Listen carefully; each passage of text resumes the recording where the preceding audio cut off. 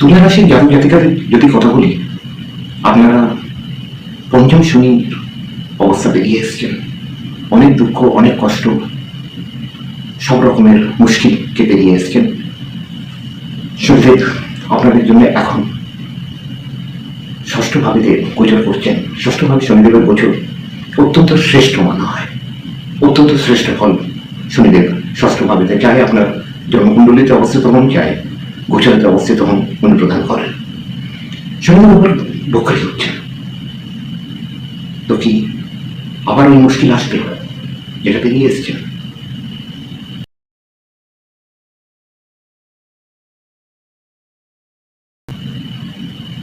শনিদেব ষষ্ঠ ভাবেতে গোচর করছেন আপনার,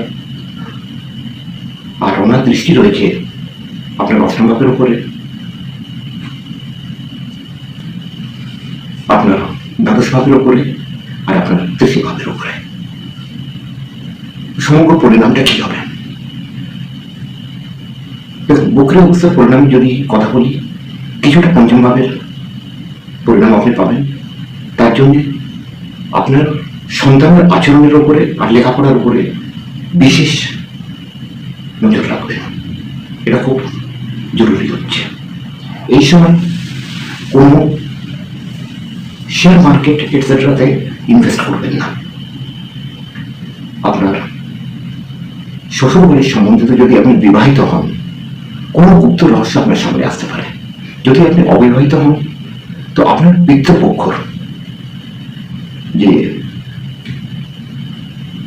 মানে পিতার পরিবার থেকে কোনো অজানা জিনিস আপনি জানতে পারতে পারেন, এই ধরনের জিনিস হতে পারে।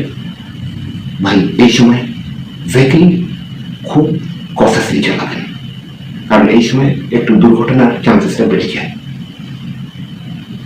যদি আপনি ফরেন যাওয়ার জন্য ইচ্ছুক হন, তাহলে আপনি যেতে পারেন, এই ধরনের চান্সেস আছে। আপনার কোনো আর্লিয়ার ইনভেস্টমেন্ট যেটা আপনি ভাবছিলেন যে এটা খারাপ হয়ে গেছে, এর থেকে কোনো আমি ভালো রিটার্ন পাবো না, ওই জায়গা থেকে কোনো ভালো রিটার্ন আপনি আশা করতে পারেন এই সময়। পুরো ইনভেস্টমেন্টের যার প্রতি আপনি আশাহত হচ্ছেন, সেখান থেকে আশা আসবে।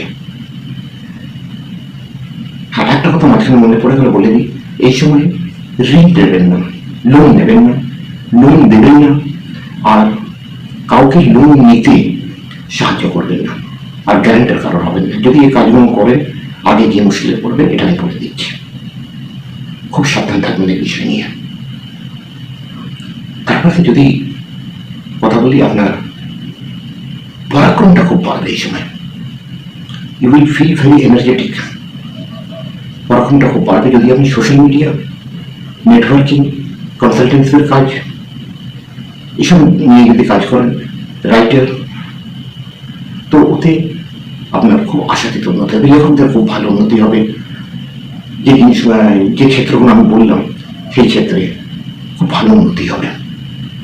হ্যাঁ, এখানে একটা সাবধানের বিষয় হচ্ছে যে ছোট ভাই বোনদের সঙ্গে কোনো বিবাদ আপনার হতে পারে, কোনো পুরনো জিনিস, পুরনো কোনো কথা ওঠে নিয়ে বিবাদ হতে পারে।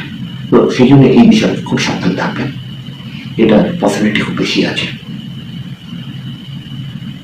আর যদি উপায়ের কথা বলি, সাবধানের কথা বলি, তো প্রথম সাবধানটা এটা হচ্ছে যে গরিব অসহায় বর্গকে কোনোভাবে লাঞ্ছিত করবেন না। আপনার যারা অধীনস্থ কর্মচারী, ওদের সঙ্গে খুব ভালো বিহেভ করবেন, ওদের কোনো রকমের দুঃখ দেবেন না।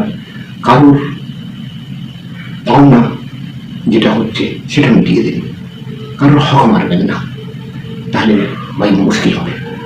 আর তার সঙ্গে আপনার যদি আমি বলি, এই সময়ে সত্য কথা খুব বেশি বলবেন, মিথ্যে কথা থেকে খুব দূরে থাকবে। উপায়ের কথা যদি বলি, শ্রী হনুমান চালিসার ডেলি নিত্য পাঠ করুন, শনিবার মঙ্গলবার হনুমানকে দর্শন করুন, ওনারকে নৈবেদ্য অর্পণ করুন, ওনার শ্রীচরণের সিঁদুর নিজের মাথায় লাগান, শনিদেবের দর্শন করুন, ওনার কাছে ক্ষমা প্রার্থনা করুন, নিজের দোষ ভুলের জন্য, অবাঞ্ছিত কর্ম যা হয়ে গেছে তার জন্য।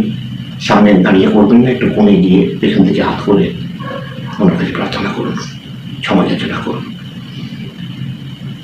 আর পিপল বৃক্ষের ঝড়েতে জল অর্পণ করুন, শনিবারের সন্ধ্যাবেলায় পেপারবৃক্ষের নিচে দীপ বিচ্ছারিত করুন।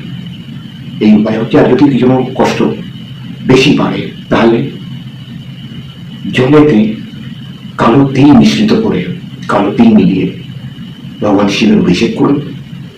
তারপরে সাদা জল দিয়ে আপনার অভিষেক করে দেবেন। এই উপায় করুন, আপনার জন্য খুব কল্যাণকারী হবে।